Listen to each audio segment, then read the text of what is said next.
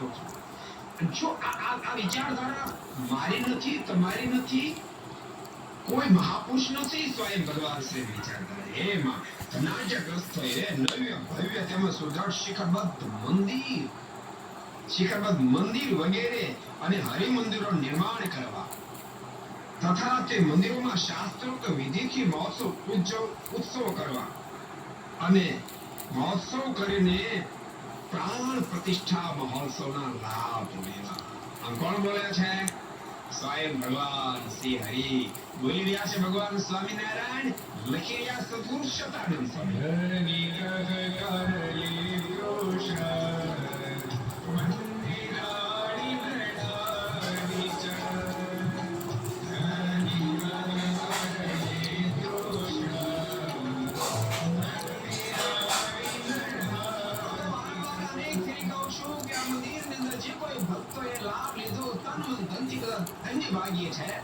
હું તો કહેતો જ તો, મને ખબર હતી, તો આને આધારે જ કહું છું. તમને સીધી ખબર સ્વયં ભગવાન શ્રી આ મહિમા કીધો છે. મારા ધનાઢ્ય ભક્તોએ ધનથી સેવા કરી, એટલી અમીરાય ન હોય તો ધનથી કરી, ક્યારેક અમીરાય ન હોય ને શેરે કામ કરી, એને મનથી કરી. તમારા મનમાં થાય મનથી બોલી સેવા થાય ને. માનો કે આવું સરસ કામ ચાલતું હજુ આપણે બધું પાસે ચાલે, માનો આવું ચાલતું હોય કોઈ પણ ચાલે, મનમાં સંકલ્પ થતો હોય સરસ કામ થાય, બહુ સારું મારે પછી આપવું છે. કોઈ પડખે ચડી જાય, અહીં યાર અહીં તો બધા આમ બચાડે આમ બચાડે એમ કે ઓલાનો સંકલ્પ ફાળી નાખે. હું શેને જ પૂછેવા ગઈ મનથી. અને કોઈના મનમાં સંકલ્પ થાય કે મારે પછી 50 ની સેવા કરવી છે, કોઈ પડખે પડતા જઈને એમ કે જ્યારે મંદિરમાં નિવેદિતા ઉછેરા પછીનો બહુ ભક્ત કરવાનો છે, અને કોઈ ભગતના મનમાં સંકલ્પ થાય તો પછી 2 લાખ ખાતી ઈશાને જ સેવા કરવી.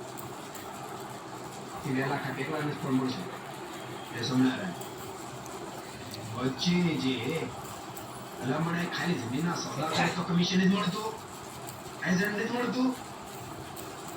2% લાગે, 3% લાગે, એમાં 2-3% લાગે તો કેટલા ટકા લાગે કાંઈ નક્કી નહીં. એટલા ઠાકોરજી ટકા લગાડી દે. અમારે ભીખુબાજુ 5 લાખનો સંકલ્પ કર્યો, એટલે મેં કંકોત્રી આવવા માટે આમંત્રણ આપ્યું મહોત્સવ. તો એમણે બી સાધુ જેમ સ્વામી કર્યું, કારણ કે સાધુ જેમ સ્વામી છે ને એ દરબાર જાણવાનો છે. એને ફોન કર્યો કે ઋષિનો ફોન આવ્યો હતો, મને આમંત્રણ આપ્યું, કંકોત્રી મોકલી, પણ આમંત્રણ આપ્યું, મારે આમંત્રણ એમનું સ્વીકારે નહીં, માટે મારા 5 લાખ રૂપિયા મહોત્સવ સેવાલાજી મારી પાસે.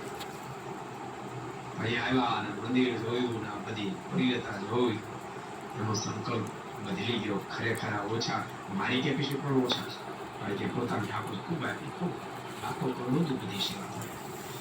એટલે મેં એક શબ્દ કીધા, આવીને બેઠા સીધા મને કે સ્વયં 5 લાખ નહીં 51 લાખ કરી નાખો કે કાલનો. એટલે ધનાઢ્ય ભગવાન સ્વામિનારાયણનો આદેશ છે, ધનાઢ્ય ભક્તોએ મંદિરો નિર્માણ કર્યા. ભક્તો ખૂબ ભક્તોએ ખરેખર ખૂબ દાનો કર્યા છે. સાથે અમારા ભક્તોએ તન મનથી પણ ખૂબ છે, તનથી કરી તન મનથી ખૂબ છે. અમારા નલિનભાઈ છે, કેટલા 13 વર્ષ થયા, 13 વર્ષથી ઓફિસ સંભાળે, 13 વર્ષથી ઓફિસ સંભાળે, 1 રૂપિયો કરી પગાર મળે. બીજો બધો સ્ટાફ પણ ઘરમાં જ સંભાળે. જો ક્યારેક જરૂર હોય તો પગાર તો લેવો પડે, એને નહોતી જરૂર, પણ 1 રૂપિયો મળે અને ઘર માનીને સંભાળે. મને કહેતા હતા કે સ્વામી મને આનંદ થાય કે મારા પર ભરોસો કેટલો બધો મૂક્યો. 13 વર્ષમાં તેજું હું સંભાળું પણ કોઈ દાડો મને ક્યાંય દેખાયું નથી કે કોઈ પણ શબ્દને મારા પર શંકા પડી હોય, એવી દિવ્યતા મેં જોઈ.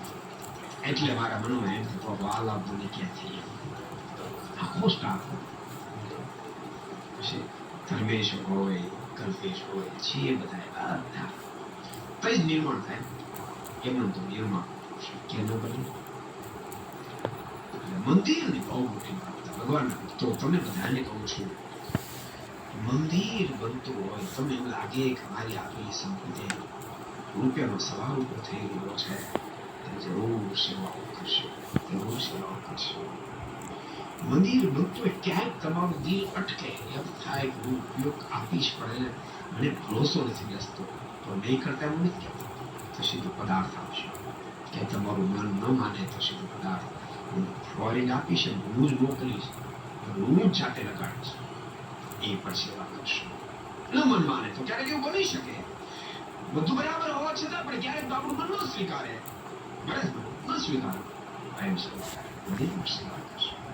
તો મંદિરનો મહિમા, હું આપણા મંદિરમાં બેઠો છું ને મંદિર નિર્માણ કરેલો મહિમા કરું, મને મંદિરનો ખૂબ મહિમા.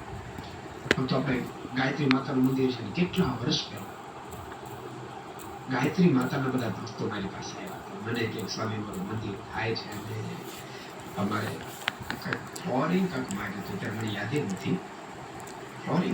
ફ્લોરિંગની જરૂર છે, વાંધો મને કે આ ટાઈપનું વાંધો નહીં, તો આપણે ફ્લોરિંગ ગાયત્રી માતાના મંદિરમાં સરદાર મંદિર દ્વારા લગાવ્યું છે. મંદિર આપણે ખીમનાથ જે જગ્યા છે, ત્યાં તો પ્રસાદીની જગ્યા, ભગવાન શ્રી હરિ સ્વયં તંદરા રોકાયા. ભગત બાપુની કથા સરદારમાં ઘણા વર્ષ થઈ ગયા, અને સરદાર અમે મંદિર પ્રતિષ્ઠા નથી થઈ, પણ ફ્લોરિંગ લાગ્યું હતું એટલે જોવા ગયા. બહુ સરસ ફ્લોરિંગ છે, અમારે મંદિર ચાલે છે, ફ્લોરિંગ કરાવવું છે અને કરવું છે. મેં કીધું ફ્લોરિંગ મંદિરમાં કરો તો મકરાણા માર્બલ.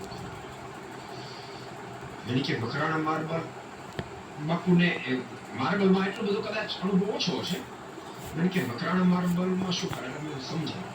મને કે એની કિંમત બધી સરખી કિલો ફરક આવે, એટલે તો આસમાન પાતાળ. તમે આજે આપણે ફ્લોરિંગ લગાવ્યું એવું જ વ્હાઇટ ફ્લોરિંગ તમે ચિત્તોડગઢમાં લેવા જાઓ ને તો આખા પાટિયા તમે લો ને તો 35-40 થી શરૂ થાય, 60-70 પૂરા થાય. અંબાજી માર્બલમાં લઈ જાઓ તો 100-150 થી સ્ટાર્ટ થાય, 200-300 પૂરા થાય. મકરાણામાં 700 થી સ્ટાર્ટ થાય, 1000 પૂરા.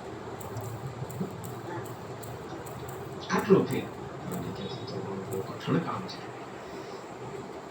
મને એમ થયું કે આવું પ્રસાદી